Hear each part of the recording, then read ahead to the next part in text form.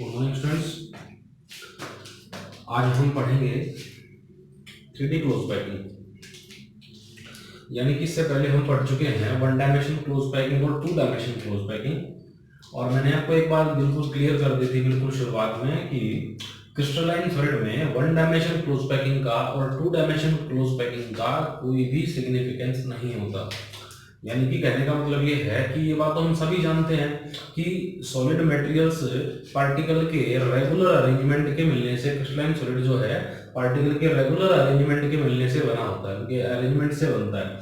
और जिसमें हम जानते हैं जिनकी ज्योमेट्री कैसे बनती है, 3 डायमेंशन से बनती है। तो मेरे कहने का मतलब यहाँ पर ये है कि हम यहाँ पर पढ़ रहे हैं 3D क्लोज पैकिंग। अब 3D क्लोज पैकिंग को थोड़ा सा हमें ध्यान से समझना पड़ेगा, तो इसके लिए आपका पूरा ध्यान यहाँ पर फोकस करें। देखें, जैसे कि मैं कुछ सर्कल ड्रा करता हूं,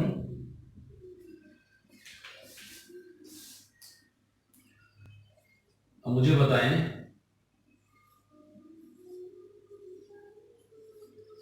कितने डायमेंशन की क्लोज पैकिंग हुई अब तक? 1 डायमेंशन अब तक। ओके, ठीक है ना? तो ये 1 एक्सिस में हो जाएगी ना, क्लियर? अब मैं इसको 2 डायमेंशन में कन्वर्ट करने जा रहा हूं। देखिए कैसे। अगर मैं नेक्स्ट एटम को बिल्कुल इनके जस्ट नीचे लगा देता हूं, बोर्ड पर ध्यान दें, ठीक है, इस तरह से। इस बात को बिल्कुल ध्यान से समझें।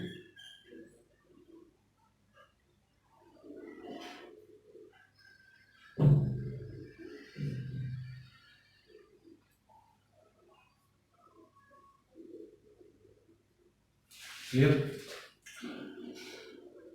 अब अगली चीज इसमें आप ये देखें कि जैसे जैसे मैं अरेंजमेंट करता जा रहा हूं, तो पहले तो मुझे ये बताओ, जो मैंने अरेंजमेंट की है अब तक कितने डायमेंशंस में है? तो सीधी सी बात है कि अब तक मैंने 2 डायमेंशंस की क्लोज पैकिंग बना करके आपको दिखा दी है। क्लियर? यहाँ पर जो अरेंजमेंट है, जो क्लोज पैकिंग मैंने जो की है, ये आपको कितने डायमेंशंस में दिखाई दे रही है बेटा? ये आपको कितने डायमेंशंस में दिखाई दे रही है? 2 डायमेंशंस में। लेकिन हम ड्रा करने जा रहे हैं 3 डायमेंशंस में। अब एक बात अब मुझे और बताओ आप, यहाँ पर इसमें कोऑर्डिनेशन नंबर कितना है? 6 है। भाई किसी भी एटम की अगर बात करें, जैसे मैं इस एटम की बात करता हूं, तो इस एटम को कितने एटम सराउंड कर रहे हैं, कितने इसके टच में है? तो 1 2 3 4 5 6, यानी इसको टच करने वाले टोटल एटम कितने हैं? 6। तो बेटा इसीलिए इसमें हर एक एटम का, मैं एक एटम की बात नहीं कर रहा हूं, आप किसी भी एटम को उठा करके देखें तो एक सभी एटम, मतलब एक एटम के रिस्पेक्ट में उसके कोऑर्डिनेशन नंबर आपको यहाँ पर कितने मिल रहे हैं? 6 मिल रहे हैं। क्लियर? इसीलिए यहाँ पर कोऑर्डिनेशन नंबर कितना हो जाएगा? 6 हो जाएगा। क्लियर? अब मैं ध्यान दें, अब तक की कितने डायमेंशंस की क्लोज पैकिंग हो चुकी है? 2 डायमेंशन की हो चुकी है। लेकिन अगर आप इस 2 डायमेंशन क्लोज पैकिंग को 3 डायमेंशंस में कन्वर्ट करना चाहते हैं, तो हमें क्या करना पड़ेगा? ये तो हो गया अपने आप एक सिंगल लेयर। ध्यान दें, ये सिंगल लेयर है, तो मैं क्या करूंगा, इस लेयर के ऊपर एक लेयर, ऐसी ही एक लेयर और लगा देता हूं। तो इस बात को बिल्कुल ध्यान से समझें। अगर मैं इस लेयर के ऊपर एक और लेयर को जब अरेंज करना चाहता हूं या अरेंज करूंगा, तो अरेंज करने के बाद आपको अरेंजमेंट कुछ यूं दिखाई देगी। तो इस बात को बिल्कुल आप ध्यान से समझें। तो मैं जो दूसरी लेयर जो बनाने जा रहा हूं, मैं इस पे पहले तो नोट कर देता हूं, this is the first layer. तो ये बात मैंने यहाँ पर मेंशन कर दी है। कौन सी लेयर है बेटा? ये this is the first layer. अब सेकंड लेयर के एटम्स को मैं अरेंज करता हूं। ध्यान दें, सेकंड लेयर के एटम को जब मैं अरेंज करूंगा, मैं रेड कलर से इसको जो है मार्क करके आपको दिखा देता हूं। तो ये मैंने सेकंड लेयर के एटम को इस पर मैंने अरेंज कर दिया। ध्यान से समझे, ठीक है ना? क्योंकि इस टॉपिक को समझने के लिए आपका पूरा ध्यान, पूरा फोकस जो है कि हाँ इधर होना चाहिए। क्लियर है? ठीक है, तो ये अरेंजमेंट हो गया। ऐसे ही मैं एक और इसके नीचे एटम्स या स्फीयर्स को बना करके दिखा देता हूं। अब आप एटम या स्फीयर कैसे बना करके दिखाएंगे, ध्यान से देखते रहें। तो बच्चों आप क्या देखेंगे, रेड कलर के दिखाई दे रहे हैं आपको। तो बेटा ये जो रेड कलर के जो एटम्स आपको दिखाई दे रहे हैं, these are second layer. Second, ये कौन सी लेयर होगी? सेकेंड लेयर हो जाएगी। कौन सी लेयर है? Second layer. दिखाई दे रहा है ना, रेड कलर की। ये थोड़ा सा ध्यान से देखिए, रेड कलर के हो जाएंगे। अब मुझे आप एक बात बताओ, जब आप सेकेंड लेयर के ऊपर से देखते हैं, ध्यान से सुन लो मेरी बात, मैं कह रहा हूं जब आप सेकेंड लेयर के ऊपर से जब आप इसको देखेंगे तो आप क्या पाएंगे? तो आप देखेंगे कि, ध्यान दें कि सेकेंड लेयर के एटम्स ने फर्स्ट लेयर के कुछ वर्ड्स को कंप्लीटली कवर कर दिया, कुछ वर्ड को कंप्लीटली कवर कर दिया और कुछ वर्ड को पार्शियली कवर्ड कर दिया। मैं बात को फिर से रिपीट कर रहा हूं।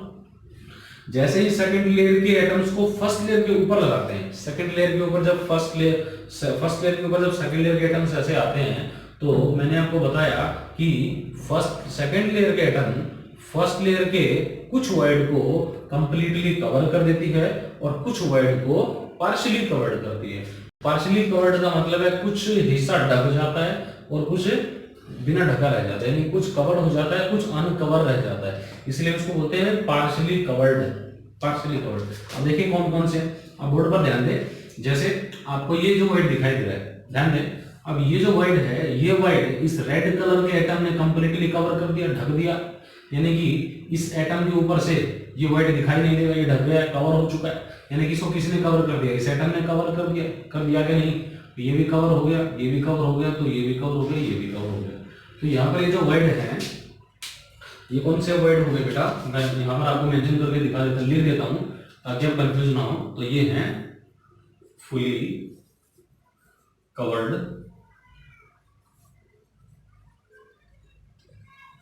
Words, fully covered words by second layer. Clear? दूसरी चीज ध्यान दे, अब इन वर्ड के ऊपर जरा नजर डालें। ये वर्ड जो आपको दिखाई दे रहे हैं, ये वर्ड दिखाई दे रहे हैं, इन वर्ड्स को आप ध्यान से देखें। तो इस रेड कलर के एटम ने इस वर्ड के कुछ हिस्से को तो पूरा, कुछ हिस्से को तो कवर कर दिया और कुछ हिस्सा बचा हुआ है, यानी कि ये जो वर्ड है कुछ ढका हुआ है और कुछ बचा हुआ है। क्लियर? तो इस वर्ड को कहेंगे this is the partially covered word. तो बेटा ये कौन सा वर्ड होगा? Partially covered word. तो this is the partially covered word, तो ये पार्शियली कवर्ड वर्ड कहलाएगा। क्लियर? दो तरह के वर्ड्स हैं, जब सेकंड लेयर के एटम्स को फर्स्ट लेयर के ऊपर लगाया जाता है। क्लियर है ना? तो कितने तरह के वर्ड्स दिखाई, कितने तरह के जो वर्ड्स हैं यहाँ पर मैंने आपको बताया, एक तो वर्ड कंप्लीटली कवर हो जाएगा, क्लियर, और एक पार्शियली कवर्ड होगा।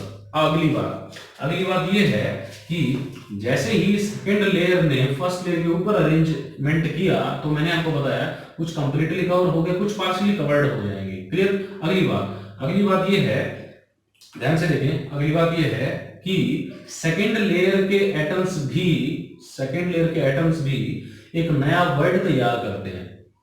मैं कह रहा हूं कि सेकंड लेयर के एटम्स भी अपना नया, कौन बनाएंगे? सेकंड लेयर के एटम्स अपना नया वर्ड तैयार करेंगे। कौन सा?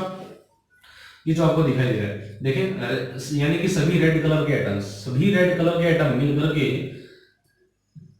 एक और नया वर्ड तैयार कर रहे हैं। देखिए ध्यान से, ये जो आपको वर्ड दिखाई दे रहा है ना, ये वर्ड किसने बनाया? रेड कलर के एटम्स ने। क्लियर? तो इसको मैं लिख देता हूं, this is the newly formed word, newly formed word by second layer. Clear? तो एक बार ये नोट करें, ठीक है।